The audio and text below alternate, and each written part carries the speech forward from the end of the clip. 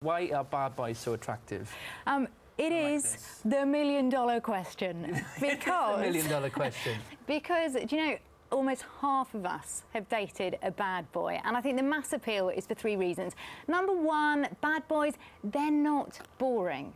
They might be slightly sociopathic or serial cheaters, but they're definitely not dull, OK? Second reason is you could find yourself unconsciously attracted to a bad boy because you're trying to heal issues from your past. And that's what Rihanna was talking about recently. She was talking about how, you know, with Chris Brown, that kind of relationship really sort of replicated the relationship that she had with her father.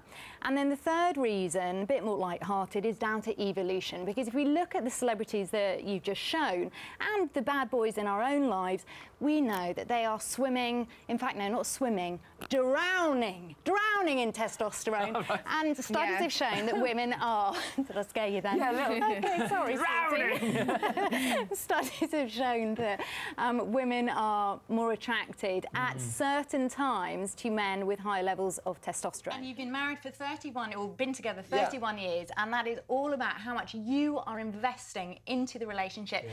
Every single day, we should say something we appreciate to our other half, because then it's a magic ratio of 5 to 1. One bad thing. So, Ben, as far as I'm concerned, you've got to say 5 lovely things to Vanessa. This is counselling. This is therapy. I come here to do a TV show. What's going on? So, Simone, why do so many women choose to stay with their mega-rich footballer husbands? Oh, Matt, you're being playful, because you know the answer is in the question. Because for some wives, they prefer the lifestyle of being a wag with being bought half of Tiffany's at Christmas. It's perhaps more important to them than monogamy. Celebrities may actually need more love and acceptance and validation than the average person. Is it the big egos? Yeah, it's narcissism, basically. Talk for yourself.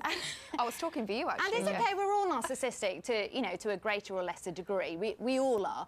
And so it could be that actually celebrities drive themselves forward and cling on to when they find love because it feels so good. See, Russell Brand tamed himself before he met Katy Perry because because he was working on all his issues in rehab. So by the time he met Katy Perry, he was available for a loving and deep relationship. So he is a bad boy turned good rather than Katy Perry taming him, because I think the mistake that women can make is, oh, we'll be different with me. We all have that fantasy. We all want to rescue a bad boy, but actually do not ever do it. Why do you want to take someone back who's dumped you on their telephone? Don't do it. And worse still, supposedly 1 in 4 of us dump our other halves via Facebook. What's that all about? That's not what you do. That's not what you do. It's not gravy, baby. Face to face, that's the only way.